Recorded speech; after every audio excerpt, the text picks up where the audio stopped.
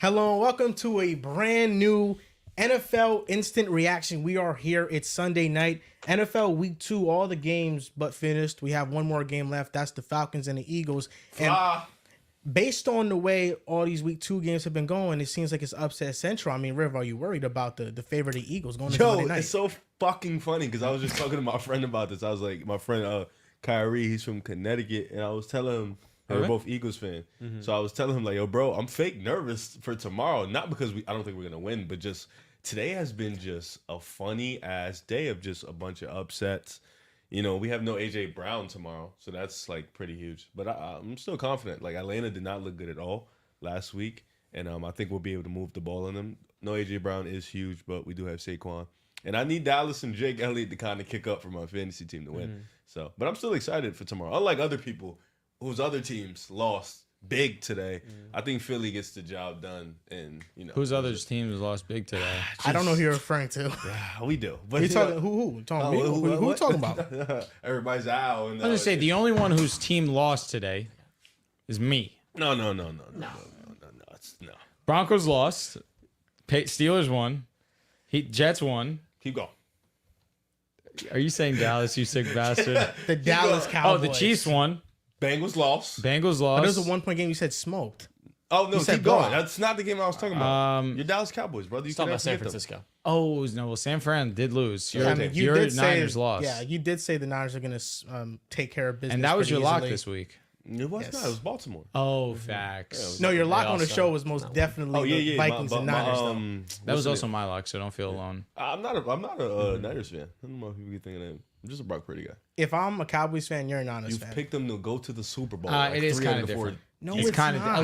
no. I would call it different. Thank He you. loves Brock Purdy. You like the Dallas Cowboys. I said that the Cowboys, I'm out on them in the playoffs this year. I think they're going to be a great regular season team. You're I'm definitely not a Cowboys fan. No, you're higher on. You actually like more players on the Niners than me. I do. Right. You do. I do. Yeah, you're locked in over there. Don't I be am locked sneakily. in. You sneaky lock over Hey, man, there I'm too. locked in everywhere. That's just me. How you doing, Drew? I'm doing okay. You hurt him. No. I heard him. I heard locked him in for sure. everywhere. That was real. I'm be honest. I respect the hell out of that statement. I'm doing all right. Watch some good football. My pick'ems were the worst they've ever been. Yeah. And it's funny how humbling one week to the other can be. And I came in, I'm like, yeah, I feel good about these picks. But then everyone kind of was pretty terrible. This was definitely the week of upsets. My Broncos have me miserable, to be transparent with you. Just to talk about that for a quick 2nd, because we're not going to talk about them much. Unless you want to talk about the Steelers, John, which is your prerogative. I'm going to, yeah. That being said, this offense is putrid. It's disgusting. There's nothing about it that I enjoy, that I like watching. Bo Nix, although the stats were bad, he didn't perform as bad as the numbers say. Our weapons are disgusting. They can't catch balls. They're inconsistent. They can't create separation. Josh Reynolds, I'll give him some you were love. receiving today, He huh? cooked. He had some good moments, and I've talked ill on his name prior. However, I hate watching the Broncos right now. I mean, Lil Jordan Humphrey and Josh Reynolds are your top 2 wide receivers. Shout out so to our can't- defense. They deserve better. What are you It watching? can't get worse than that. He's I've watching got the highlights. Chiefs. I got the Chiefs Bengals game on. Does it set me? Get me in the right tone. You didn't watch I the had game? it. I did. But I'm going to watching be it, honest. putting the highlights John is definitely not embracing the instant reaction. John be type doing lifestyle. like 5 things at once. You have to. There's a certain part of the instant reaction where it's really raw. It's You're doing homework unedited. too, right, buddy? Yeah, earlier. low Yeah. key. You're doing homework now. But Right? That's Before why. 11:59. That's why But I'll tell you what. the Tuesday podcast. That's where it's no excuses. Sure. You have to watch your film. You got to have your I'm notes. just putting the game on in the background. Does it get me in the right mindset? I respect can't that. even So hear I'm it. not really watching it. Like just having that in my peripheral. Just kind of turn it off, adds to John. I'm gonna be honest. You airing him out was wrong. No, it was I wrong. know. I literally, genuinely, I'm looking and I'm like, I got that right now. yeah. I was like, the Well, you game's too on. bad. I just So I was skipped like- it. I skipped it for you, so Thank keep you. on going. But you know, my day was pretty solid. Got a nice Steelers win, 2-0. You look at the rest of the AFC North. you've Nice Steelers win or Yeah. a win. He hates the way I won. He really does. got- yeah, he doesn't like it. does not You know, like I it. felt like the numbers maybe didn't do full justice to the way that Fields played. He made some really nice plays today. Specifically, his best play of the day was called back. A That shit was 50-yard play. fire. One of the best throws of the day. Caleb it tried was- to do that today. No, I didn't like as pretty. Yeah, it's an interesting thing as well. We'll talk about Caleb in a little bit, but I can't really complain. My team has the best defense in football. George Pickens had a theoretical 70-yard game, and the Steelers, they've been beating. I know they've had a lot. It was of the injury. best 20 yards I've ever seen. It was an impressive game, all things considered. A lot of penalties, a lot of yards drawn off penalties, and then the Steelers not still a lot get of points healthy, drawn too. off penalties. Yeah, though, well, a win drawn off penalties. Did you really have so. a good day today? against the Broncos, man. Yeah, I had a good day. You think so? Like, Yeah. you feel that? I Okay. feel that. All right. If I'm a Steelers fan, honestly, I'm watching this game like, wow, we are the epitome of average. They've done that for what, 10 years, 9 years? But Maybe less. amazing defense. If I'm the I love it. Broncos, I'm saying I just took an NFL-ready quarterback who's a project. They've seen Kenny Pickett. We also have already. some of the worst weapons of all time. An NFL-ready quarterback who's not good on day one. We have no good weapons. John. worse You version watched of- the game also, I correct? have the same A argument. worse version of Kenny You Pickett. watched the game, right? Yeah. All right. He's What supposed to did be you NFL want him ready. to do? An NFL-ready quarterback, what was he supposed to do? Maybe not turn Uplift. over the ball in the red zone. All right. I agree. That was a bad play. Second interception was last play of the game. Not really looking at that. What did you want him to do today? That would have made him NFL ready. Maybe take care of the football. So the one pick in the red Move the ball zone. on third down. That might be good. We Enough have of this no- Bo Nix more talk. than Oh, two good third God. down. We have Let's move on. nothing. We don't care about the Steelers and the Broncos right now. John, Yes. you're trying to clown nothing. Yeah. We have there's nothing. There's nothing to cloud. He is right. It's a dead horse. That's all it is. Literally It's going to be dying. the Steelers round one. Dead horse. You know, Fair enough. before we get into the show, there's a couple of things that we got to talk about. Number one, John put up the graphic on the screen, sir. a prospects overlay. Now, if you guys want to help Boom! out the No, podcast, we didn't put the win up. Just, Oh, we got the prize. win, yes, too. it's just It's still prospects. boom. Yes, We're we pulling the did one up now. get a win. This is the thing. Cha-ching! Shout out to Prospects. They sponsor us for this NFL season. If you guys want to help out the podcast, you use code PAS. You play $5, you get $50. You could watch this stream and go do that later. There's a Monday night game tomorrow, so you guys could play then. But yes, today we did win because I took Dontavian Wicks 12.5 yards. He got that on the One touchdown. play, baby. Just How many one yards he play. got? He got 25. Oh, shit. Yeah, Riv took Amon-Ra St. Brown More. than 7 receptions.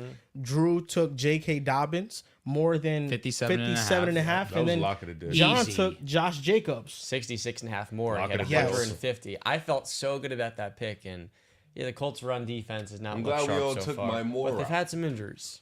No, That's some we injuries in that we Colts all went D-line. more, It and has to. the Moors were eating. Listen, I went less The more on the merrier, a little thing some on my might say. own, less on Bryce Young, perfect. He's just a lesser quarterback. He's not a starting quarterback. Stinks. Bryce Young, I think, is the worst starting quarterback in the NFL. Will Levis, buddy. He gives Will Levis Nah, is he better. kind of cooked today. Will Levis is I'm better. chatting. He How got many it cooked. backups are better? I think Andy Dalton would give the Panthers a better chance to win if he was out there. Gardner Minshew or Bryce Young? Gardner Minshew. He's hit that low. Damn. All right, but can I ask you guys this question? I tweeted this out. Would CJ Stroud have panned out? Would CJ Stroud have panned out if he was drafted by the Panthers? No, but he wouldn't look this bad. I agree. Bryce Young looks like he gets the ball, you tell him a game plan, he says hike, and he forgets everything the that you pocket just presence, told him. the sacks you're taking are brutal, but his confidence was so being shattered after last year that I look at any young quarterback and I say the situation is almost more important. The only sometimes person that than probably the looks just as prospects. worse is, unfortunately, Caleb last week. I will also It's say today. he's been very inaccurate with the football. Oh, yeah. CJ, although maybe wasn't the most accurate passer last season, he still was putting it on receivers, giving them a chance to make a play. Simply not doing that right now, Bryce Right, Young. but- And I look at the rest of this team. I get it. It's bad. And there's no denying that. The play calls are not great. He's not executing. It's that simple. And I feel like I agree with you, Drew. We can't be giving Bryce Young the excuse of he's just not in a good situation because there are quarterbacks that can look better in a bad situation than Bryce Young is looking right now. Yes, the situation isn't the best, but he's contributing to the bad play. And I guarantee you, if we put in Andy Dalton in there, it now looks like a workable and serviceable NFL offense. And CJ Stroud, if he was drafted to the Panthers, he wouldn't be as hyped up as he is now with the Texans. But I don't think we're looking at CJ Stroud as one of the worst starting quarterbacks in the NFL. I'll either. also say this to benefit CJ. A lot of people thought that was a worse situation than what Bryce had going into their 100%. rookie Yeah, seasons. And CJ went out there and had the best rookie season of all time. Yep. So maybe if he was on the Panthers, he would have dogged because right now CJ's playing like a top 5, top 7 quarterback in the National Football League in year 2. So maybe it is possible. Do we expect Nico Collins to break out and be a top 10 player, top 10 wide receiver in year 1 of CJ Stroud? Probably not. But that also benefits, and I'll give a lot of praise to CJ Stroud for both of them unlocking each other. Question, because we're going to talk about it later. Would Caleb have looked just as bad in that situation, based off just obviously. I mean, the first two games Caleb's played, he's been what you've asked. seen. Would you think he have looked worse with the Carolina Panthers? I don't think worse. I mean, I don't think you can look worse than Bryce Young. Yeah. Well, then Bryce Young, I don't disagree, but he's yeah, also Bryce. looked pretty bad. I'm talking Caleb. He's looked bad. Yes. I will say today, I'm assuming we're going to talk about this game very briefly. Yes. Today, it was evident he needed a safety blanket because the pressure that the Texans were getting on him was insane. He got, if I'm not mistaken, sacked 5 or 6 times. The pressure was just living in the backfield. He could just do nothing in the pocket. And when he did, and he was extending plays, it was leading to turnovers. So he was trying to do too much. I think naturally as he goes and he plays in the NFL, he'll start to learn what he can get away with, what he can't get away with. But today was definitely a learning curve. I look at that game versus the Titans, definitely a learning curve moment. But also, Rome Odunze made a nice play on that last drive. He sold him on a touchdown. I will also say he doesn't look the healthiest. No Keenan Allen also. That's definitely a bummer. And DJ Moore, he's a great wide receiver. I need to see a little bit more from him. I need to see the two of them get on the same page. Riv, you tweeted that, and I agree with you wholeheartedly. The chemistry's not there right now. I think that needs to be priority number 1 for that offense and Caleb Williams. Caleb threw the ball 37 times. He was pressured 36 times. Yeah, that's insane, Danielle bro. Hunter and Will Anderson combined for 17 pressures. So you're giving him a pass? Sounds like it. No, what I would say is this a bad game? 100%. Yeah. Am I looking at him differently? Yeah, for this season, because I know we've had high expectations for the Bears coming in this season. You know, we thought they could be a playoff team. You know, we thought they could, Caleb could have a pretty great rookie season considering what he has around him. He has probably the best situation out of any number 1 overall pick. Do I think does this change my outlook on him long term? No. I think you can judge the game he played. Understand it's probably going to be a long season. It's going to be some learning curves for sure. But I don't think this changes my overall outlook on Caleb being a franchise guy. I still think I have to wait and see. This is, we should give quarterbacks this type of leeway or give them that little first couple games. Not everybody can come in like CJ Stroud and be great their rookie year and stuff like that. Or like K1 when he came in as a rookie, he was nice. Some guys do take that learning curve. And plus, I don't think his offensive line is good. I don't think the play calling is good at all. No. That I felt like watching the game, I was constantly pissed off at. You mentioned that him and DJ Moore do need to go on track. DJ Moore does need to be better. Caleb does need to get better. But I feel like Shane Waldron is not putting these guys in the position to succeed. We saw DJ Moore last year be a dog with Justin Fields. I don't see why we can't see the same thing with Hayden and Caleb. Of course, Rome was injured. Keenan didn't play. But I just feel like there's more to this offense that we haven't unlocked yet. And I don't want to, jump to conclusions or feel any indifferent about Caleb Williams. I do think he played like shit. I did think he had a bad game today, but I think there's better days to come down the road. Absolutely. I think we're seeing that Caleb Williams wasn't the most NFL-ready prospect. Because there are certain pressures that at the college level he could escape, but against NFL athletes, he can't make those same plays and create those same improvisational moments outside of structure because there's so many opportunities for him to throw the ball away and live to see another down, but he's taking a bigger sack or he's stepping into pressure. Some of those plays were on him, and it wasn't entirely in the offensive line. But like you highlighted, the play calling has not been good at all. And so to not have Keenan Allen as well, who is kind of going to be that priority as a safety blanket, is also something that's coinciding with his struggles. But I think once Keenan is healthy, you're going to see their offense open up because they're going to have multiple high-level creators and separators to really help him out as much as he can. The idea of Shane Waldron was better than what the results have been so far. With the Bears in the preseason, I thought the play calling was vanilla. 2 games into the year, I still think the same thing. It's just there's no easy buttons for Caleb to get into a nice rhythm to now feel confident in him throwing the ball, and that's why I think he's had some inaccurate throws. And I do think that he'll hit them down the line. Watching just this offense operate, it makes me appreciate Geno Smith that much more, because when Geno Smith went to Seattle and he finally got a chance to start when Russ was traded to Denver, we talked about Dave Canales being a major part in his development as a quarterback. Shane Waldron was the OC. And now those two guys gone from Geno. I mean, Canales went to the Buccaneers and had some success. But now with the Panthers, I mean, I don't blame him too much because he doesn't have a quarterback that can run the system. But at the same time, Dave Canales doesn't look to be this quarterback guru that he was heralded to be. And Shane Waldron last year when the Seahawks were in 11 personnel, their offense wasn't efficient. God bless you. Bless you, John. On third down, Geno Smith, he wasn't good. The offense wasn't good because they didn't have any plan for pressure. And when I watch the Bears offense play, that's how it feels like. They don't have any plan for pressure. And what separates Geno Smith is that Geno Smith is one of the best sack avoiding quarterbacks in the NFL. Caleb Williams, we see that was not a strength in college. He runs into pressure. He takes a lot of sacks. He holds on to the ball. And when you don't have that plan in place to protect a quarterback like that, this is how it looks. You look at a direct contrast with Jaden Daniels. Cliff Kingsbury's offense is Tom and base. You're getting the ball out quick. You're accurate. So we see Jaden Daniels and we see his accuracy numbers. His accuracy numbers are off the charts, but he's not attempting very difficult throws. He's attempting throws within the rhythm of the offense, and Cliff Kingsbury is easing him into the NFL game. He is somebody else that holds on to the ball. He had a crazy pressure to sack ratio in college, but Cliff Kingsbury is putting him in a better position to succeed, and that's something that we're not seeing from Shane Waldron with the Chicago Bears, and I think Caleb will eventually figure it out. But the Bears defense, they made some plays. They're keeping the Bears in these games, 2 games into the season, because they should have lost against Tennessee. But their defense rallied, and that's why they won a game.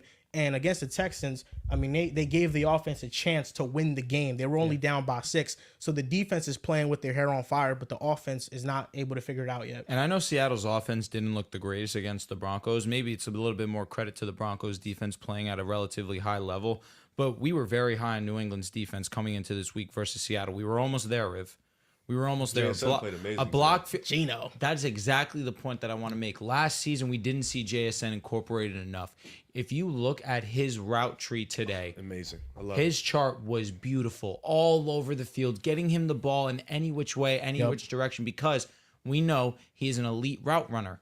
DK Metcalf was another one. Just the way that they were able to spread the ball, both of them had a over 30% target share today.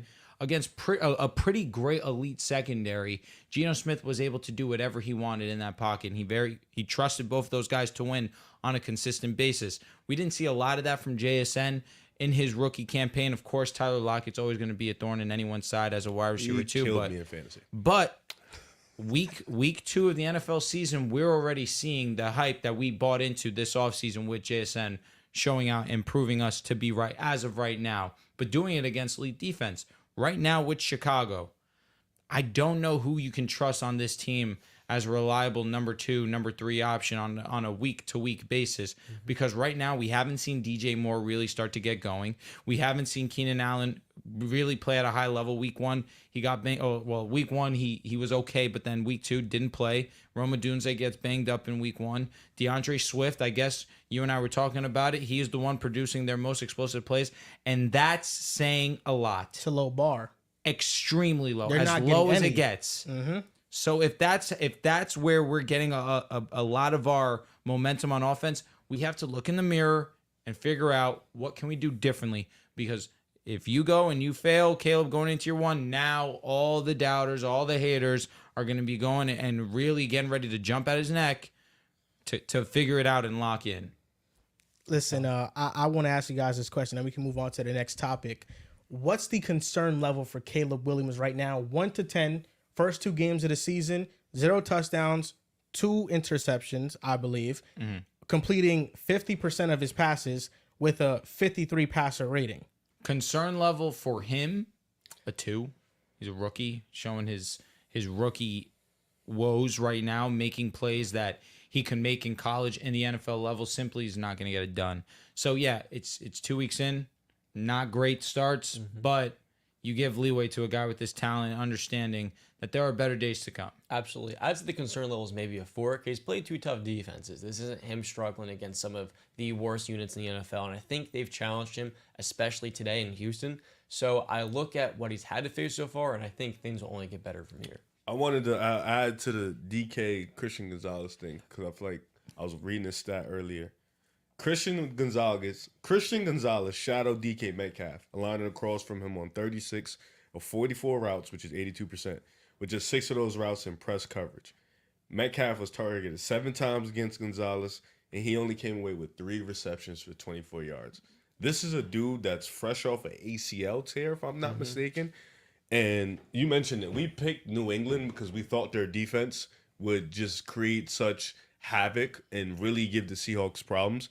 And for the, I felt like the Seahawks were fine. You know, they had their moments for sure. They did. JSN did have a big game, but you saw New England get on the board a couple times too, and that was the bright sign. But for Caleb, the concern level for this season, I'm just specifically talking this season. I'm at a 6, and the reason why I'm at a 6 is because of who's coaching the offense. I'm not at a 6 because of him. It's really him. Okay. Look, when you have him, I feel like as a quarterback, you have a connection with your offensive line, your offensive coach.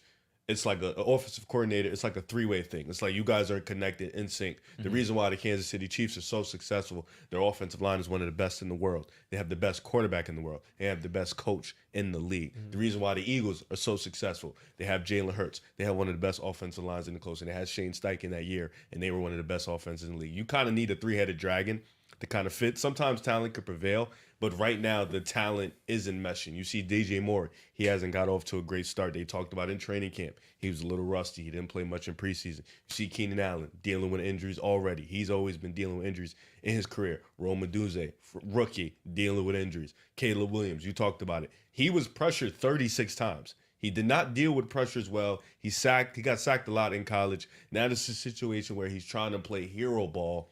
And at times you see it, you kind of see the escapability, but he's not, like you said, this is from going from college boys to grown men in the NFL is just a different landscape as we can clearly see.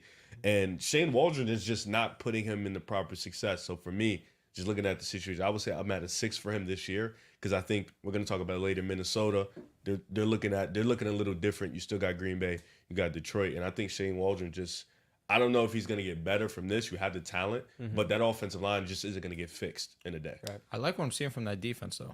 The defense is That really Bears good. defense came to play today. Yeah, it is. But how long is the defense going to keep? Because Wholeheartedly eventually the offense has to put up points. 100%. You know, we've seen a Cleveland versus Dallas game. The defense can only do so much. I'm with and you. then if an offense, they're going to start getting it going, and then the defense start getting gassed out. Defense saved them multiple times today, getting All that game. fumble in the All red game. zone, stopping them on. It was timely possession. They had the fumble in the red zone, like you that's mentioned. facts. Like they almost had a couple pick sixes in the not pick, but interceptions. Those screens, Yeah, facts. like, they were almost inches had away. A few, so Chicago got to tighten up. I like how you worded it. Your panic level for this season, concern level for this season, because we have to take into account the expectations coming into the season. Fair point. This team was on Hard Knocks. Caleb Williams was walking into the best rookie quarterback situation in NFL history for a first overall pick.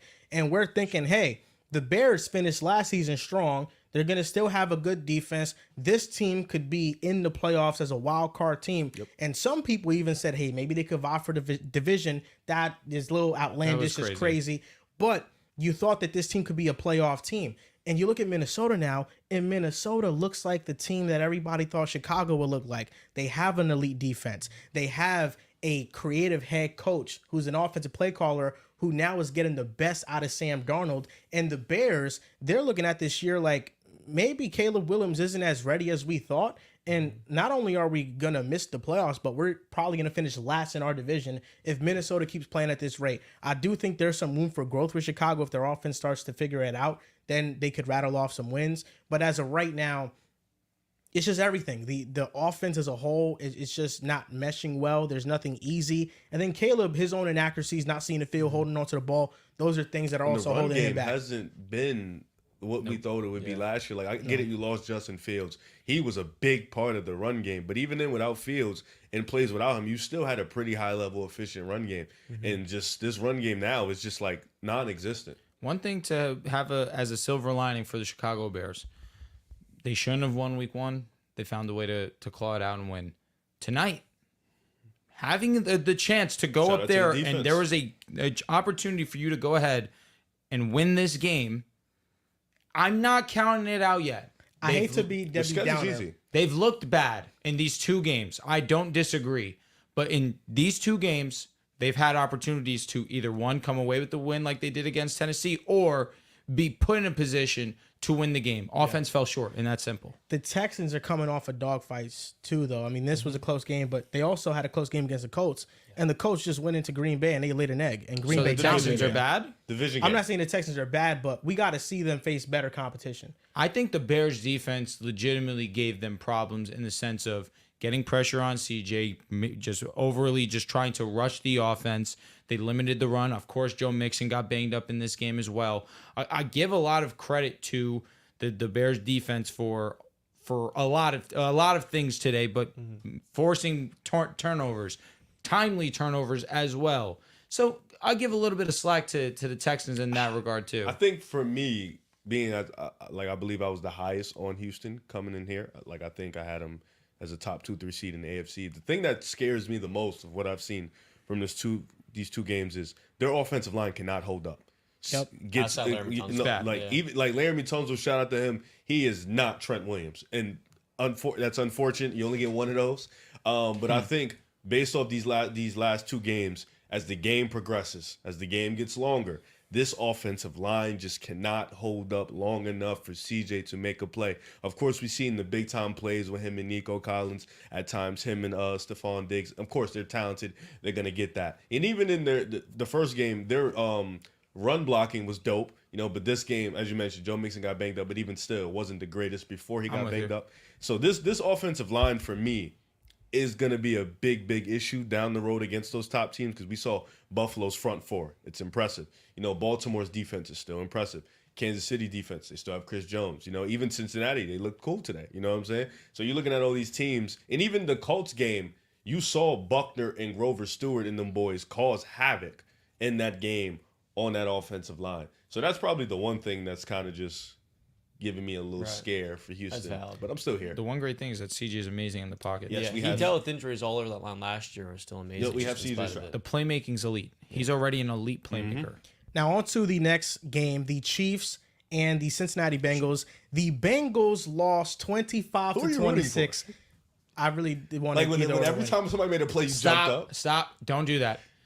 The other day he was on stream.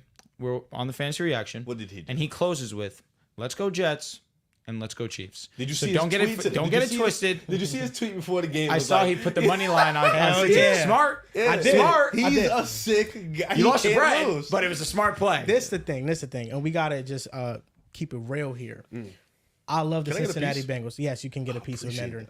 I love the Cincinnati Bengals. I love the Kansas City Chiefs because I love Joe Burrow. I love Patrick Mahomes. But there's other players I love on both teams. I've been talking about Cam Taylor-Britt for a while, Facts. and Cam Taylor-Britt made a one-handed interception. One of the GOAT plays ever. And the Chiefs, I can't remember how long I've been talking about Chris Jones being one of them guys. Trent McDuffie, I was high on him coming out of college. So there's a lot of players that I like on both sides. They're both great teams. The Bengals may have lost this game, but I felt better about them after the game because coming into this, I felt like the disrespect was kind of wild. Joe Burrow doesn't play his best game against the Patriots, and all of a sudden he's overrated. He's only propped up because of this one great run, all this other stuff that I just think is blasphemous. And then the Cincinnati Bengals, it's time to panic about them because he lost to the Patriots. But then we see a week later the Patriots take the Seahawks into overtime, a Seahawks team that I think is going to be really damn good this year. And it's like, I don't think the Patriots are as bad as people think they are. The Bengals lost to them, sure, but going on the road, forcing Patrick Mahomes to have his second worst game in terms of passing yards in his career, impressive from the defense. I feel like now the stock on the Bengals defense has went up. You look at the linebacker play, Jermaine Pratt and Logan Wilson were tackling machines, and they shored up their tackling from last week in this game a lot. And then you look at the impact that Trey Hendrickson had in this game. Him and Chris insane. Jones, they dominated. Yep. Chris Jones had that fumble on Joe Burrow that got taken for a touchdown that Huge definitely play. hurt the Bengals' chances to win. But then you look at Trey Hendrickson, 33% pass rush win rate. He had 3 quarterback hits. He took over this game. They had a rookie left tackle on him. They had to bench him eventually because he was just wreaking havoc and making Mahomes uncomfortable. He had 2 sacks on Mahomes alone. So this Bengals defense played much better, and the offense, Jermaine Burton got a huge 40-yard play. The tight ends were involved, rookie Ali, and then Gesicki had 90 yards as well. Jamar Chase didn't even have his best game, and I feel like we have to start having a serious discussion about how elite Trent McDuffie is, because Trent McDuffie can lock up anybody. He's that good.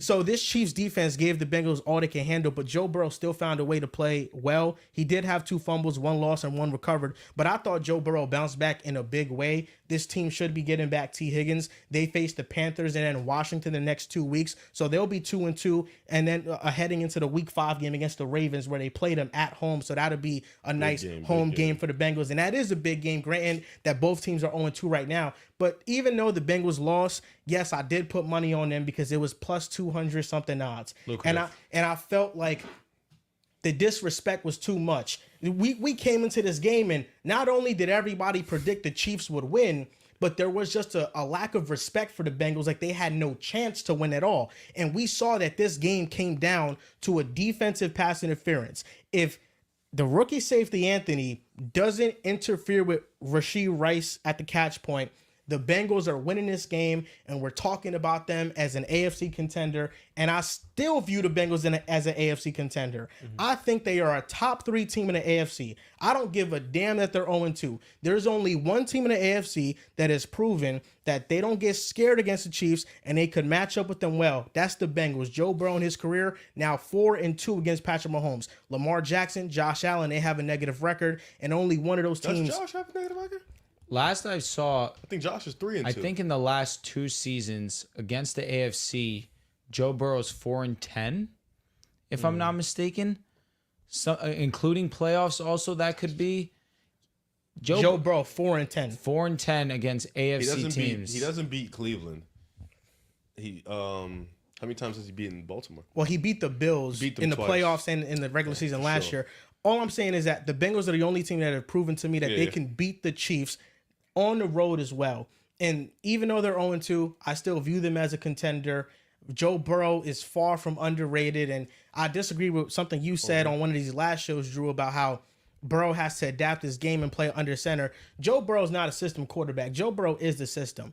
And when you are... Mahomes did it. Come on. I know, but Mahomes, they had to play that way because they didn't have the weapons. When you have a quarterback that can beat defenses with his mind and always go to the right place with the ball, you play to that strength. And that's why in this game, they didn't run a lot of under center stuff. They ran through their pass game, and Joe Burrow almost led them to victory. This team will get better as the season progresses, just hoping they stay healthy and Joe Burrow stays healthy. But I think they're going to win the AFC North this year. Sorry, because this is just quick stats. They're 0-2. You did say you were more confident in them than you've ever been. So in 2020, when the league expanded to a 14-team playoff field, 11 teams started with an 0-2 record, and none of those teams made the playoffs. Prior to 2020, the NFL adopted a 12-team playoff format in 1990. Between 1990 and 2019, 12% of teams that started 0-2 reached the playoffs. Now, since 2020, there's only been 2 teams that's made the playoffs, and they started 0-2. You know who it is? One of them was Cincinnati Bengals when they went to the AFC. I believe the Super Bowl, AFC Championship game. Yeah. The other team was last year the Houston Texans. They started 0-2, ended up having a divisional game against Baltimore. Now, interesting enough, both teams in the division, Cincinnati and the Baltimore Ravens, are 0-2 at the moment. So it's going to be interesting to see which team comes out, because as we look at the percentages and the numbers, it's very, very rare if that actually happens. It's not going to be the Steelers. We know that. They're 2-0. So I don't care. It's not going to be them. Listen. It's not going to be them, John. It could be a year. We'll see y'all in October. It could be a year. Okay. They faced the Falcons and the Broncos. I'm not moved. You guys barely beat the Titans. So. The Falcons was a pretty great showing. Broncos, I really don't care who plays against us. I'm taking that. Good win for you guys. Move on. Fair enough. It's not moving anyone. Did your guys' opinion change from this game from the Bengals? I look at the Bengals, and I definitely will give them acknowledgement and respect. You went out there, and you gave your guys, the offense gave them a chance to go out there and win the game. Defense also played a pretty great game, forcing Mahomes into 2 turnovers, also making him very uncomfortable in the pocket. They were a play away, genuinely, from winning this game. 2, you could argue. if Joe Burrow doesn't fumble that ball for a touchdown. Also, you could argue that was a big moment in the game. And obviously, we saw Kansas City go and take the lead, but the Bengals were able to respond back, get points on the board, and the defense simply just couldn't hold up.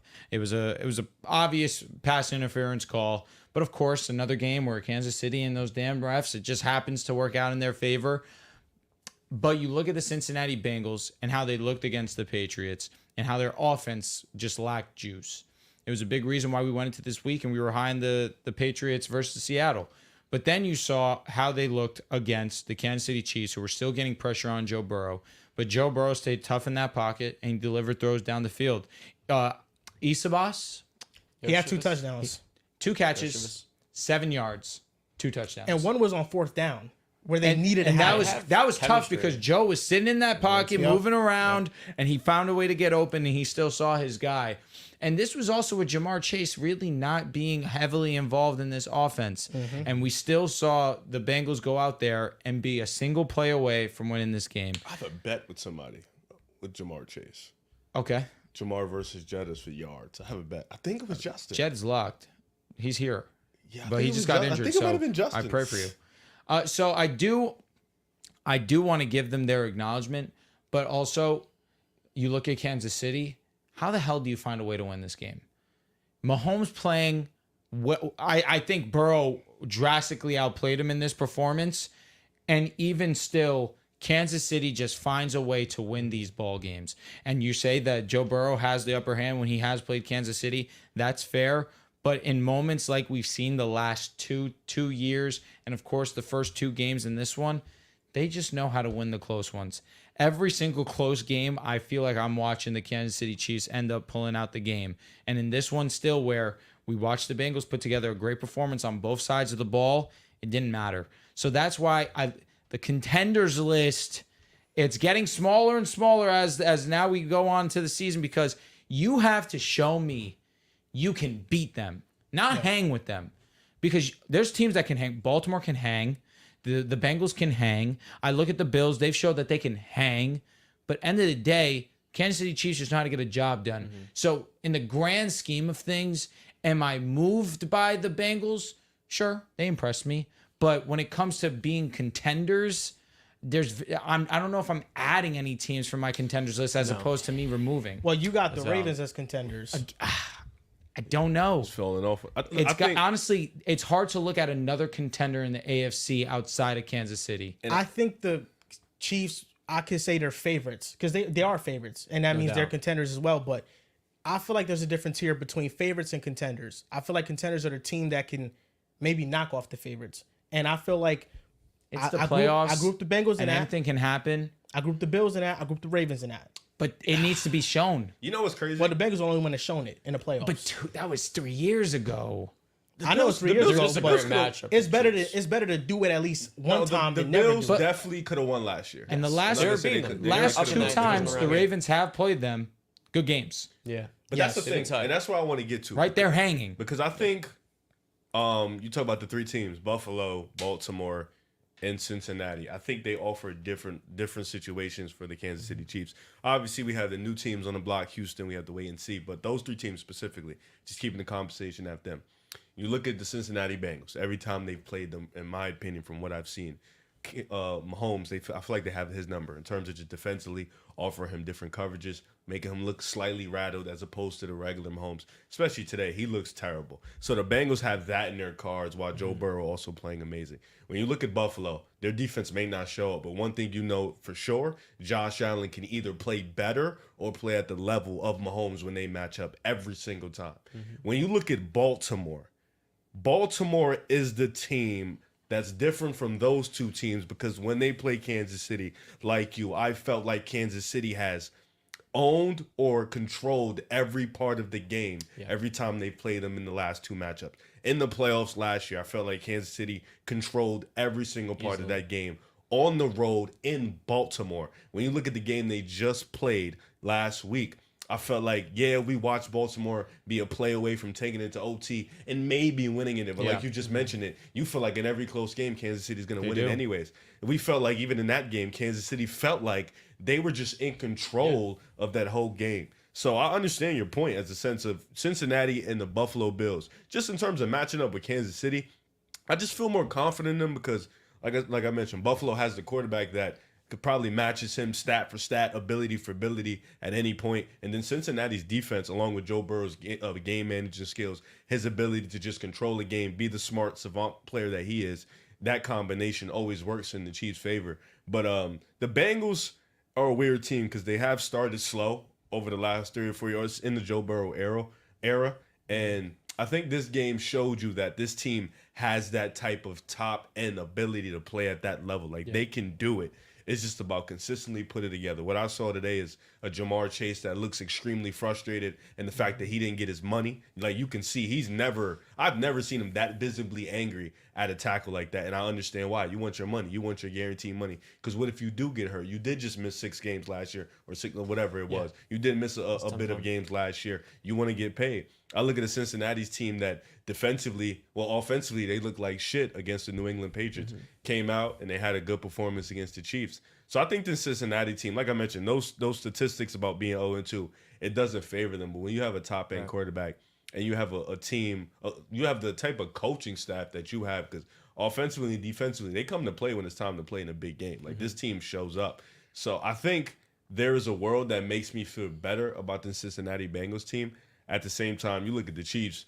Mahomes just had his worst game I've seen him have in a while, and they still managed to get this W. I mean, this offense was just, it felt lifeless at times. You know, the speed that they had on the outside didn't seem to work. Sometimes they was throwing a fake man, then a fake zone. Rasheed is a dog. We love Rasheed on this podcast. Rasheed Rice is a dog. One of the few Chiefs that I feel like we come round table. We love that. He's a fan favorite on the podcast. But I think for me, I do feel a little better about Cincinnati. You know, like you mentioned, they got Baltimore coming up in a couple weeks, so that's going to be a big game. But the Chiefs just to me felt like an unstoppable force. Right. That game was so weird today for so many different reasons. Because there's no team that better game plans for Patrick Mahomes than the Bengals defense with Lou Anarumo. And it was bizarre because I'm watching this game, and it's one of the few times we've ever seen the Chiefs have more yards on the ground than through the air. Travis Kelce, for a second week, is really not there. Only 1 catch or 5 yards. And on the other side, Jamar Chase is third on the Bengals in receiving. So this was a great day for Burrow. I was impressed with the way their offense looked without Chase and Higgins obviously not being there. But I think for me, it's more so the Bengals are a great matchup for the Chiefs than, wow, this game really moved my opinion on them. I still don't view the Bengals as a bona fide contender. But I do think, if you're looking, I do think, honestly, when it comes to beating the Chiefs, they're more likely to do it than the Ravens. So I look at the state of the AFC, I'm like, that's one of the best options to knock them off. Week 2 upsets that we had. There was a ton of upsets that happened this week. We each round here, we're going to highlight the upset that we want to talk about. You can just go, John. My first game, I'm sticking in the AFC North with the Raiders come back from down 10 points 2 times to beat the Ravens. It was surprising because they got nothing going on the ground as Amir White, but the biggest thing was later in the game, they get a crucial DPI in the end zone. It was 3rd and goal in the 17 on Devontae Adams. And the next play, they're on the 1-yard line. They get to Devontae for a score. They force a 3-and-out at the end of that game. And then they go on to get a field goal to win 26-23. It's odd because we've seen for the longest time the Ravens start every year hot, 2-0 at the very least. But for them now to be in a 2-game deficit from first place in the AFC North, I think that's something to monitor because every year this division goes down to the last week of the season. And I think for Baltimore, losing Mike McDonald, losing the right side of their offensive line, it really does change the way we look at this team because they're probably not going to cruise again to 12-13 wins. Yeah, I'm going to talk about Minnesota and the Niners, just highlighting that Max Crosby played a fucking amazing game. He's incredible. He's Joe one of the Alt ones. should get more credit because him locking him up and then Max going out and destroying Baltimore was crazy. I wish Dells was here so I could laugh at him about Baltimore, but unfortunately, I'm sure he's in not. pain. He should be, but Jalen Hurts going to save him tomorrow night, so he ain't got nothing to worry about. For me, my upset of the week is Minnesota versus the Niners. You know, I definitely did think the Niners would come out with a better game plan. I thought they'd be more prepared for this matchup. I definitely thought they'd come out with some more vengeance. And it wasn't even to slight or to think Minnesota isn't good. I do think they're a solid team. But Minnesota came out firing. I mean, defensively, the way they just controlled the game and the way they made Brock Purdy panic and freeze up in the pocket. You know, Brock Purdy, to my knowledge, has one of the best pocket presences in the league. You know, he's a guy who's quick on his feet, can make quick, timely throws, and he just looked rattled all game. I mean, shout out to the Niners defense because they were able, for the most part, to make some plays down the stretch. Fred Warner made some amazing plays, forced a fumble, got an interception. But this Vikings defense, I mean, we just want to talk about matchups and how the Bengals match up well with the Chiefs. Vikings defense matches up, and they don't have top end talent. Like this is not a team that has a T.J. Watt, a Chris Jones, Sauce Gardner. No, they don't have that type of talent. What they have is a good collection of guys that either, kind of get forgotten about or guys who kind of are unproven. And what Brian Flores does, and he says, no, I believe in you, and he makes this defense great. And then the offense, I mean, Sam Darnold was just dotting them up. He had that one little interception. That's fine, you live with it. But just him, the big play to Jettas, and Jettas just, they tried to double team him, and he was spitting facts. They don't guard me like how they guard Garrett Wilson. It's not the same. I'm way above clear. He didn't say all that, but we know that it was. He's so far because Garrett Wilson is tough. He is. But he's there's just another level to this. Please. Yeah, there's another level to this, and he showed that. Unfortunately, he did get hurt. They say he's day-to-day, but the way he said he's not going to miss time, though. No, he said. Yes. So we don't know. He says that, but they're day-to-day. Yeah. They do get a 10-day rest because, if I'm not mistaken, don't they have a Monday night game next week? I don't even know. I'm about to sit here and act like I do know. So 8 days. Yeah, but 8 days, 10 days, whatever it was. But I don't even think they have a Monday night game. So whatever. Naylor was able to make some big plays. Aaron Jones was able to make some big plays. Well. This team just pulls big plays out the ass. And I think the Minnesota Vikings, like you mentioned, I think you said on Twitter, they're a team, they're like a sleepy giant in a sense of they're a team where if their defense continues to play like this, you get consistent, efficient play from Sam Darnold, not too turnover happy. And then if Jettas is in the game, you get Jordan Addison back. Jordan Addison did not play this game. No. T.J. Hawkinson has yet to come back. If you can get that to help you, and then you got Aaron Jones in the run game. This is the team that we kind of, slept on when we were talking about this division, rightfully so, because we didn't know how Sam would play. And honestly, they're just the least talented out the 4 teams in the division. But now we're looking at it 2 games in. And this is a team that coaching, we can arguably say they have the best coaching in the division. And that means a lot. And I think this team, like I said, is a sleepy giant that can make some noise. Can we stick in that point? How many coaching staffs in the NFL are better than Minnesota? With Kevin O'Connell and then, of course, defensive coordinator Brian Flores. You got Kansas City. For sure. After that. You could argue the Lions, Dan Campbell, Ben Johnson. And Aaron Glenn. For sure.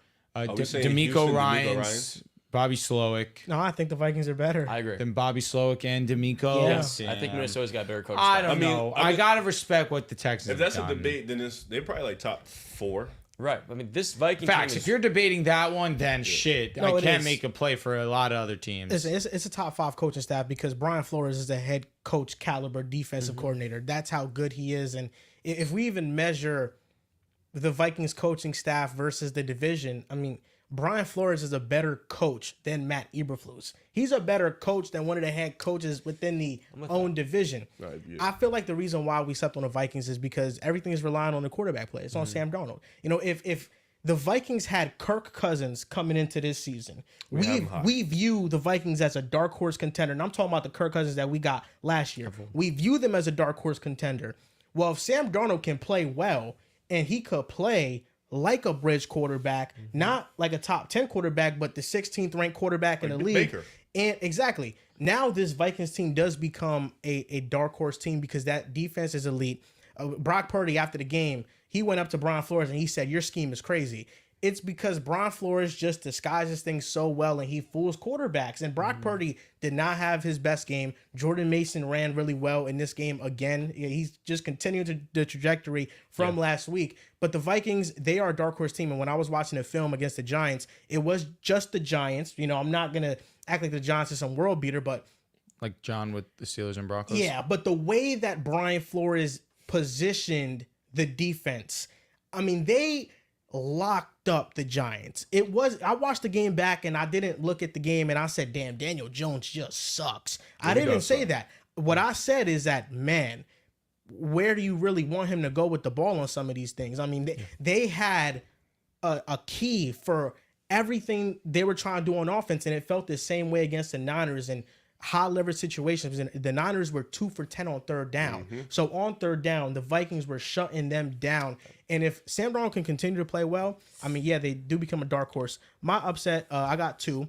The Saints beating the Cowboys 44-19. And sure it's crazy. I understand the The Dallas caution. was home too. Talk about that. They were. I understand the caution, right? With the Saints, they blew out the Panthers week 1. The Panthers are going to be one of the worst teams in the NFL, if not the worst team in the NFL. So we're not taking that into account that highly. But then when you beat a team like Dallas on the road, and not only does your defense dominate them, but I felt like this was a dominant offensive performance. Alvin Kamara had 3 touchdowns on the ground. He had a touchdown through the air on the screenplay.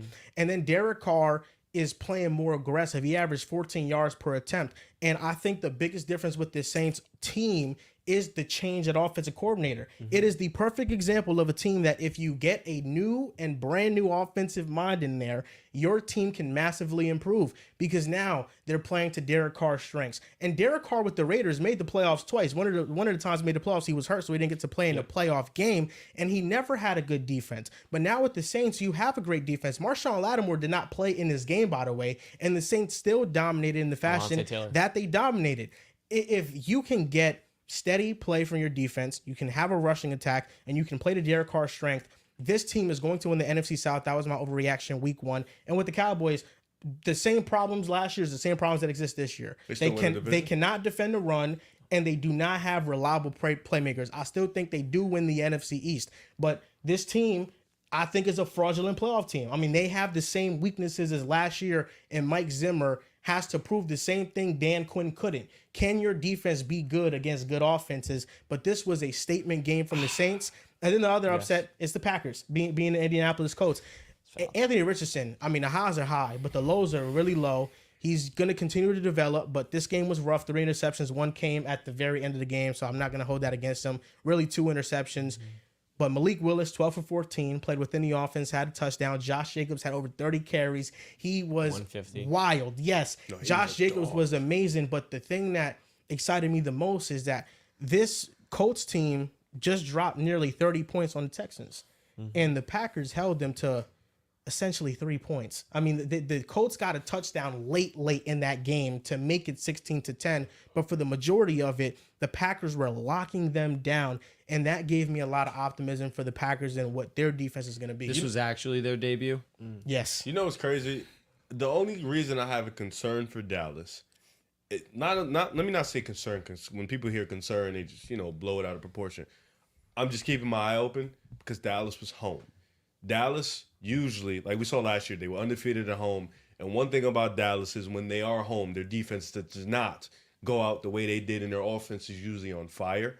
Coming into this game, I mean, the Saints offense lit up quick. They had like 14 points in like 10 minutes. Yes. Like it was pretty quick. You saw a lot of blown coverages. You saw a lot of the receivers getting on the back end of the safeties, able to make big plays. So I'm not cautious, but I'm definitely peeking my eye over there like, Dallas, what happened today? It could be just a bad loss. They rattle off 6 straight and I'm not even thinking about it. Or this could be something that I could look at. Because like you mentioned, their running back group is probably the worst in the league. Yes. Outside of CeeDee Lamb, nobody can get real separation. They did lose Jake Ferguson, but they had this other guy named Luke, if I'm not mistaken. Shoemaker. Yeah, he played solid. He did play well. Yeah, he played really well.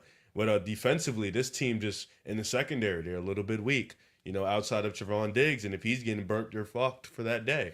So I'm just keeping my eye out for Dallas is all I'm saying. They scored on, if I'm not mistaken, every drive. 15 straight drives to start the season. It's incredible. 15. They put up 47 versus the Panthers and 44 versus the Cowboys. I said, if you go out there and you ball against the Cowboys, I'm here and I'm listening and I'm paying attention. I will say my upset of the week, though, ties in perfectly to this. You say your overreaction is the Saints winning the division. This team will give them a fight. The Tampa Bay Buccaneers. Now, they got their revenge for losing in the divisional round versus the Detroit Lions last year. Baker Mayfield, I mean, the guy's a resilient dude. Threw for $185. Him and Chris Godwin have been on one to start the season. A little fantasy tidbit. There's been only one receiver in the first 2 weeks to have over 20 fantasy points in both week 1 and week 2. It's Chris Godwin. And so I look at this performance and how well the defense played against one of the league's best offenses. Maybe something also to note, last week versus the Rams just got absolutely gashed by the Cardinals. And then this week, going up there, and I say that because Detroit really, their offense didn't look all world against the Rams. Yards too. And I look at how this offense was not able to put points up on the board. And Sam Laporta hasn't been that great to start the season also. Yeah, I'm sure you and a lot of other people that use a very high draft pick on Sam Laporta. I'll give Amon-Ra his credit. I'll give Jameson his credit. Jahmyr Gibbs also had himself a great game. Monty was able to get into the end zone. But end of the day, Jared Goff has to be better than what he put forth today.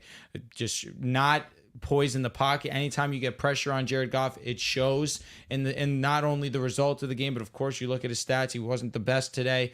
And Baker Mayfield, again, was just efficient with his opportunity and the defense making timely play after timely play. I look at this matchup, and the win versus the Cowboys was the most impressive win by a team this weekend by far. Right there next to them, in my opinion, is the Tampa Bay Buccaneers beating the Detroit Lions, who are a favorite for a lot of people. I would put Raiders before them.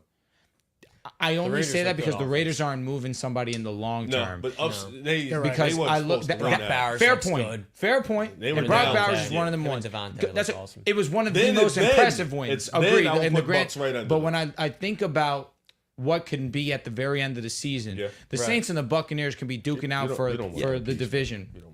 I got 100%. more upstairs. The You can Bucks have are that. showing us they're not going away. Like coming into this season, everyone was looking at the Falcons when they NFC South because they were the new shiny toy that made all of the big moves at quarterback, at safety, at edge rusher. But the Saints easily got better. Yeah. And the Buccaneers are clearly not relinquishing that crown that they won last year. And on that Saints point, it's been crazy because I don't think any of us at this table, except you, expect them to be a 9-win team. And it shows not only what you mentioned, how much new innovative coaching could add, but then one rookie comes in, steps up big time. Now Alvin Kamara is turning back the clock, looking like a little bit like his old self. Hey, listen. The run blocking and the play designs have really opened up the entire floor. Hey, for, listen. You're right about a lot about them. When I'm right, I'm right. Yep. And a lot of these running backs, when they've been Your washed, tweet had me I've been crying. right about it. Dalvin Cook, he was washed when I said he was washed, and then he proved me right. Alvin Kamara, he beat the washed allegations. He's amazing. And Alvin Kamara, last year, I will say, you look at all the numbers, Aside from receiving. 3.9 yards per carry. Just apologize. One of the worst running backs in terms don't of have to yards bring after this up. You contact. could just say I'm sorry. just saying, explosive Rashad White. run play Because percentage. his tweet was, "I'm sorry I called him washed, but look here, he was really washed last year. Just apologize." And also this other thing, when you look at the longest run he had last season, it was 17 yards. And Jackson McIntyre, my co-host for the Weekly Blitz podcast, he has a running back metric called RBIS.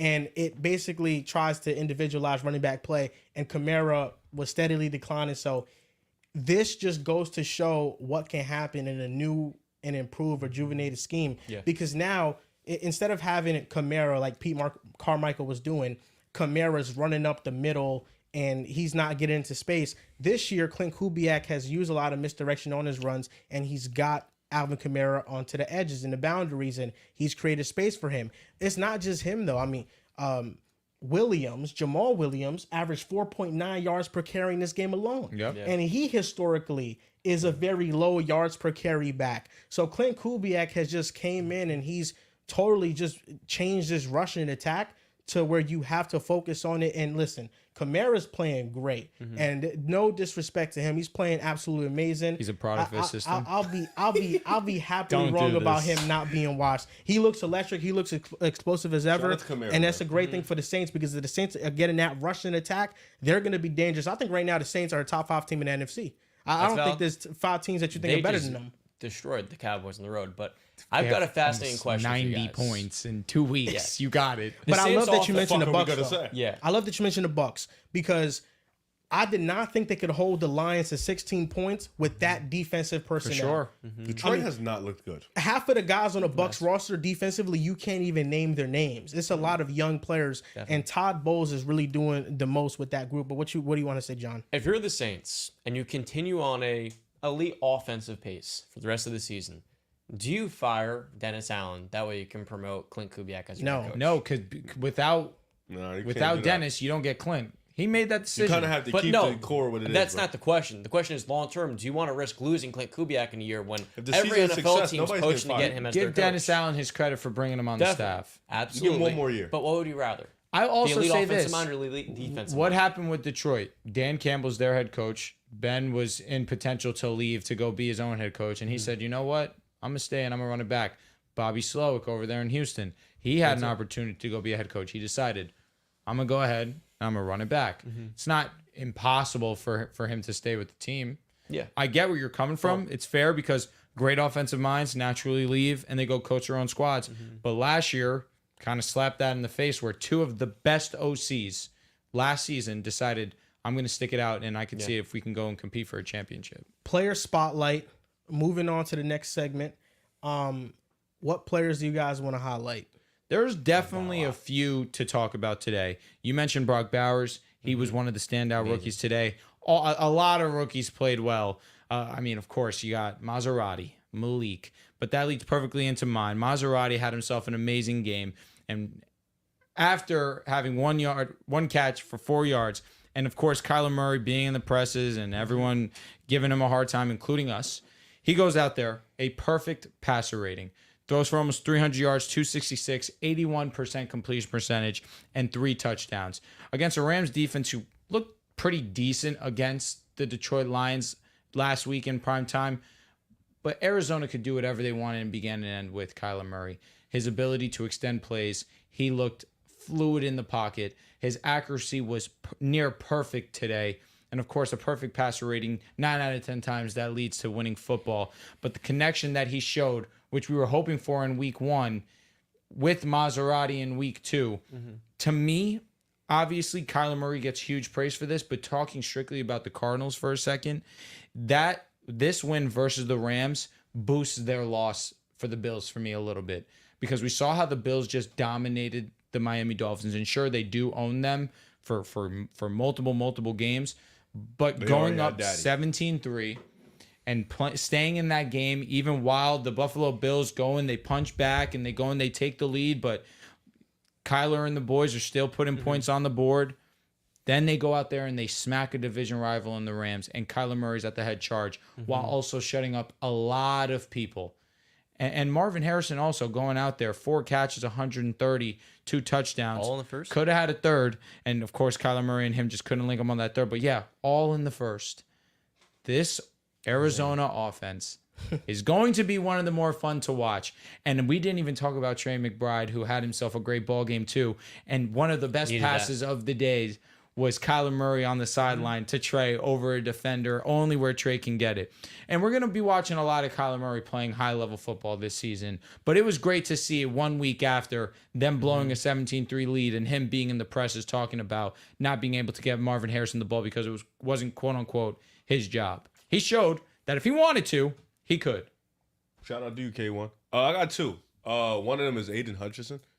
He had 5 sacks. Yo, brother, I don't know. 4.5. They robbed him on the last one. They definitely did rob I him. have him in my IDP in one of my fantasy leagues. 46 points. Wow. Oh my God. Bro, it was insane. Yeah, he is the backbone of this defense. He is the best player on this defense. He is what's holding this defense together. I mean, he had himself a game today against Tampa Bay.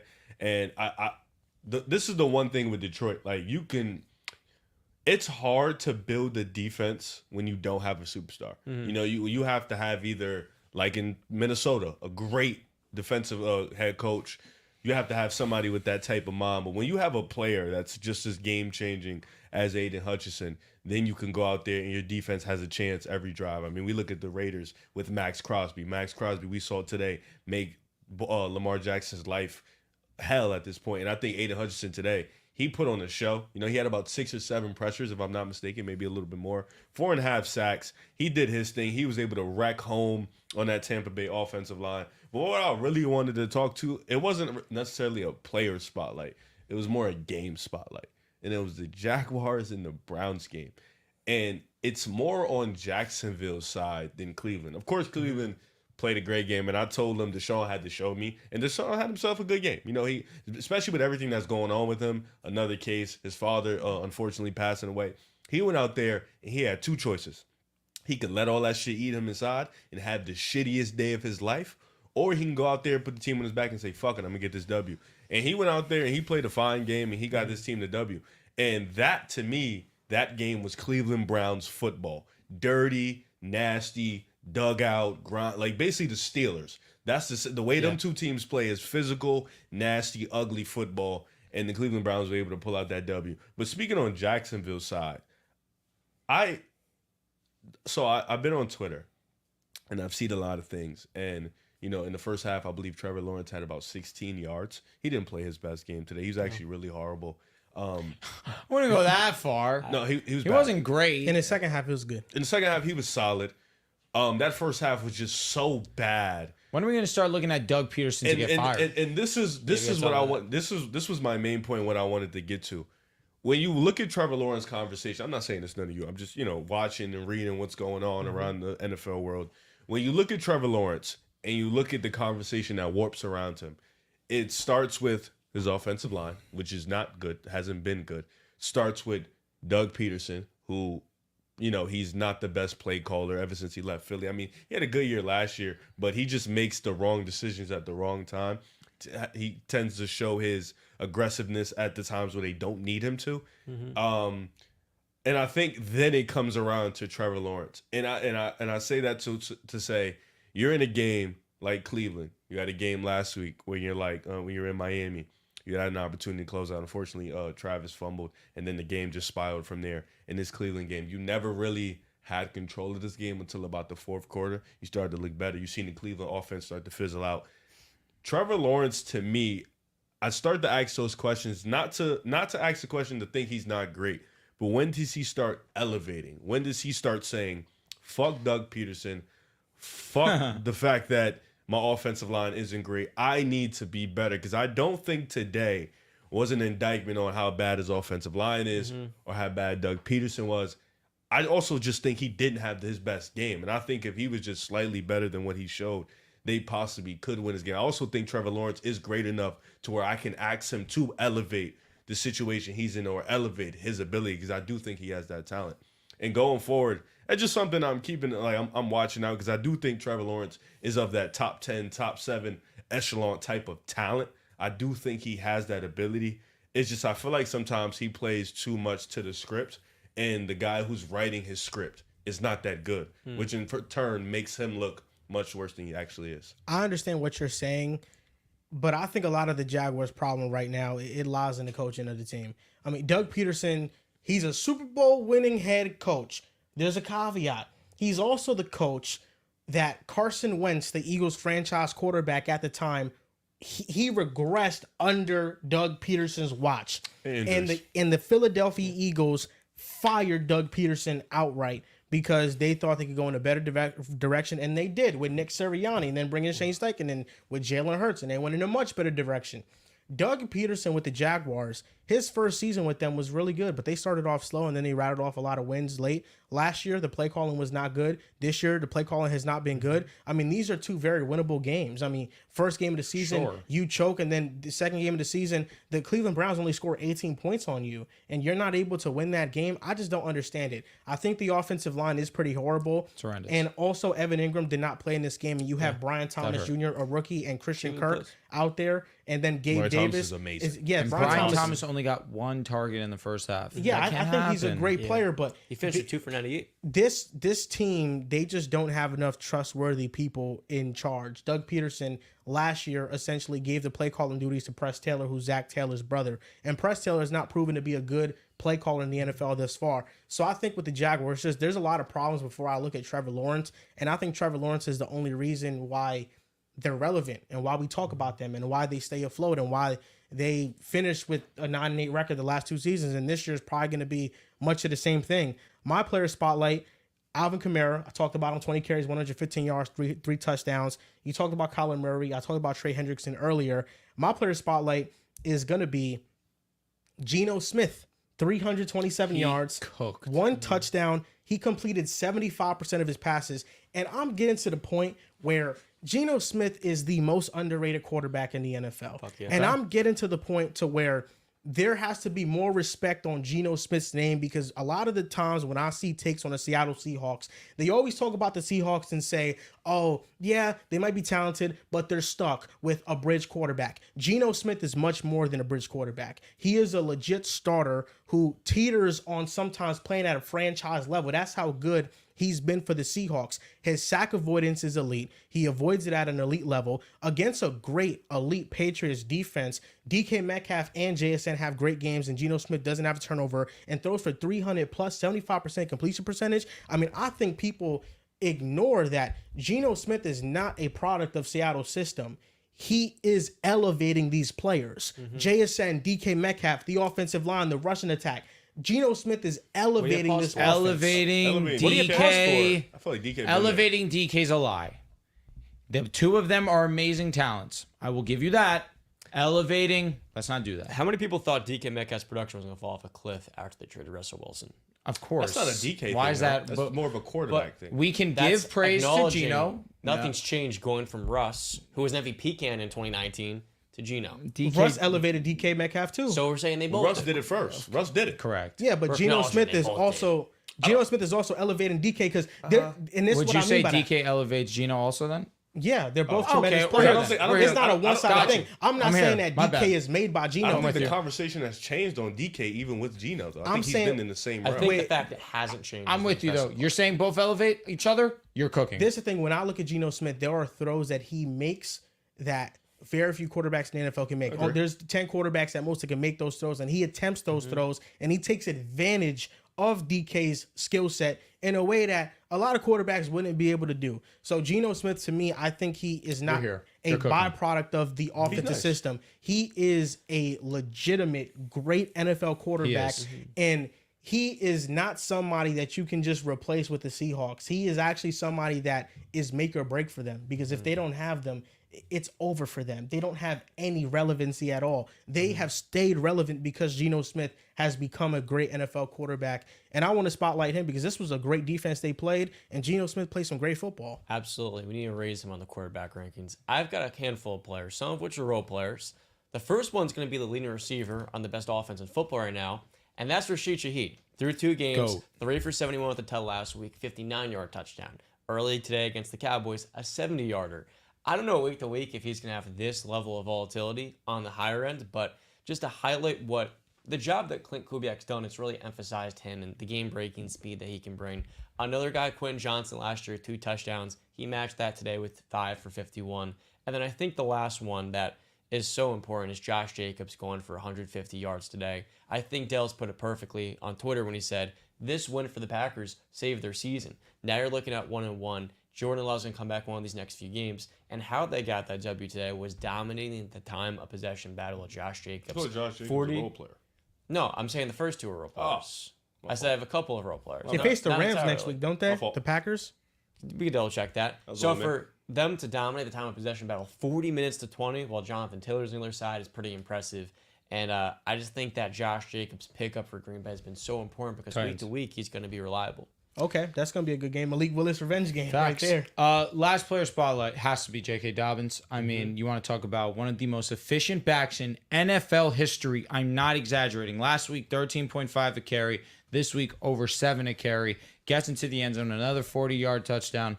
He is unbelievable. And I wasn't high on the Chargers coming into this season.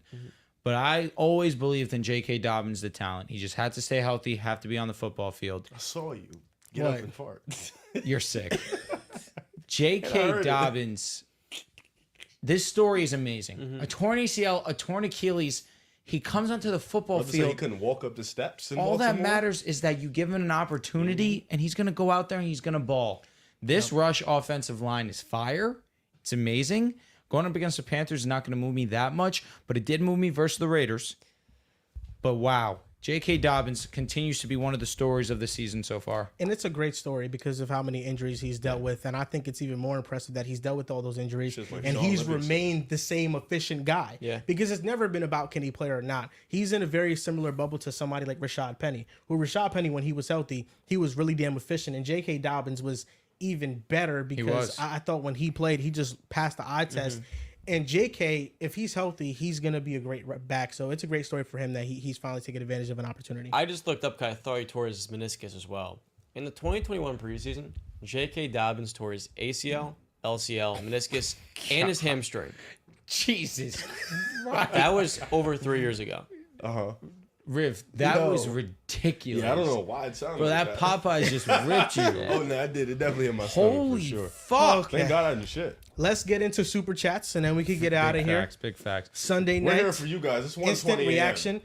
First one, of course. Oh, wait, I have to get rid of the brand. First one, of course, comes from our brother in Christ, Loki. Comes from Santos. He says, Dells and Drew curse is still going strong and respect the Raiders. Great W. He's a Raiders fan? He is a Raiders fan. God bless us. He's a Bay Area fan. Okay.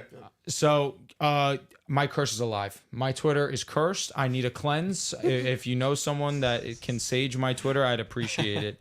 Freeholder33 says mixed emotions being a Cowboys fan / Kamara manager. Listen, you take that to the crib. Kamara's giving you fantasy points. It's week 2. You'll win more games. But 51 points. Who knows if Cowboys you'll will get be that all for the right. rest of the season? Probably not. Next one, Caleb Belt says, put some respect on the Raiders. The Raiders, top 2, top 3 I win checked today. the score. The game is over. All of a sudden, it's overtime. Listen, shout out to the Raiders. Ravens gagged. Gagged like fuck. Yeah. That was a horrendous loss. That's not good. You 0-2. cooked on Twitter saying, hold that same energy for the Ravens as you gave to the Bengals. No lie. facts. And Yes. Tuesday, Dells is done. No, Dells is definitely going to be under a microscope. D-Mize says, let the Malik Willis apologies begin, boys. No. Well, wait. No. Great win. Nah, No. yeah. Come Wait, on. wait, Give my wait. boy Malik He Willis won. some respect. I mean, Can we get one more? he did his 12 job. for He did his 14. job. He won. One more game. One more game. If he What, does it again, what was the stats? 12 for 11. 14, 125 yards, 1 touchdown, I Brother. believe. Knock. I'm not giving He him only completed 2 passes. 125 If Brock Purdy did yards. that, what would you be saying? System quarterback. Okay. Mason McDonough, that's my cuz. Shout out. He said, just use code PICKASIDE on Prize Picks. Keep it up, boys. You're a fucking legend. That's your cousin? That is my cuz. Oh, like yeah, what? yeah, Oh, for shout out to sure. him, for sure. Booty Liquor 2000. Booty Liquor is brother. nuts. You know who he is. He's a John loves. He loves John. He says you guys been cooking with the content, PICKASIDE family. Is this your You've been date? cooking. Is that one of your dates? I don't think so. Okay. I don't think so. RH3 says, as a Rams fan, we need to tank for Shador or Cam. Throw some damn respect on Matty. He's the least of your problems. Go get some They do- offensive I mean, linemen. They're going to eventually need a quarterback. Go get some healthy wide receivers. Go get some better defenders. Go get a corner that's not going to get absolutely fried. Hey, shout out to Tre'Davious White because he did try to come back from those grueling back-to-back injuries. He just doesn't have it anymore, unfortunately. He's unfortunately washed. Yeah, the injuries killed my boy. He was such a dog before he got hurt. Shout out to Desto. He says, Nico top 10 H-Town baby. He may be better than top 10. And We we hear will in the end the H-Town. show on that. We here in He Houston. may be better than top 10. He may be better than 9, 8, 7, 6, and maybe even 5. That's the last super chat. That is the last Shout one. out to H-Town, Houston. I've been here. Okay, for everybody sitting in the live stream right now, thank you guys so much for tuning in. We know that it's a late Sunday night, and a lot of you guys got early mornings. Some of us got early mornings tomorrow as well. My boy John, early AM class. My boy 7 Riv, a.m. waking up. work, and then me and Drew, just on to the grind early morning. We're chilling. He might be on 2K tonight. I always catch him in the middle of the night. It's like, 122. Not a chance. It'd be like 11 o'clock. I see Drew text, Avengers, live, one more game. I'm Nah, like, this OD. guy is hilarious. Oh, But wait. we appreciate all you guys' support. Santos donated another one. Good. He says, Top G. I'm still waiting for someone to get a perfect week so I can get them a jersey. Riv, you were pretty damn close last I week. didn't even know that was a part. I didn't know that was I out didn't there, know but we're either. here. Santos, you're the top. I'll two. try. Shit, I'll try. It's hard. This So week on was that- definitely not one for I us. went 8 of 7 so far. I'm still Oh, winning. this week? 7, You went 8 of 7. 7? Either way, Yeah. I'm winning for the week because we all picked the Eagles. Yeah, I mean, this week there was just so many upsets. It was I knew that the slate pick was any. too easy to just be an easy breezy kind of thing. I knew that there was going to be a lot of upsets, but I wasn't gutsy enough to pick any of those upsets You and because me both. we got a championship that we're fighting for, and a bad week can really set us back. Yeah. Big time. Well, right now we're one. You guys are one game apart from him, and now I'm 2.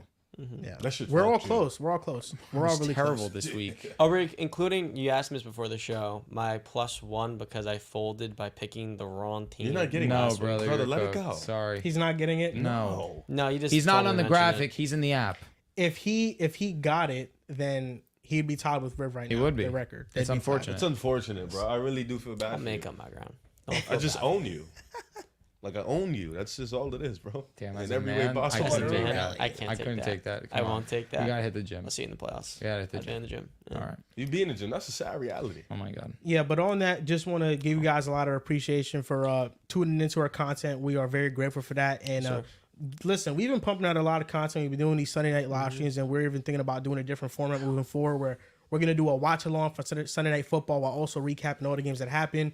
Tuesday podcast, Wednesday podcast, Friday podcast, fantasy reaction show going on, the weekly blitz going on, Riv Academy is going to be going on. Don't worry, that's not going. That's not going anywhere. I am about to be back. There just ain't been shit to talk Riv about. Academy is going on, so thank you guys for supporting the channel, because the only reason why we're able to grow is because of you guys. So make sure you guys keep supporting us, because we're going to keep pumping out content if that happens. It's for the love of the game, and that's that. So thank you guys for watching. You guys can follow us on Twitter at PickAsidePod, on Instagram and TikTok at PickAsidePodcast. Thank you guys for watching, and we'll see you guys next time.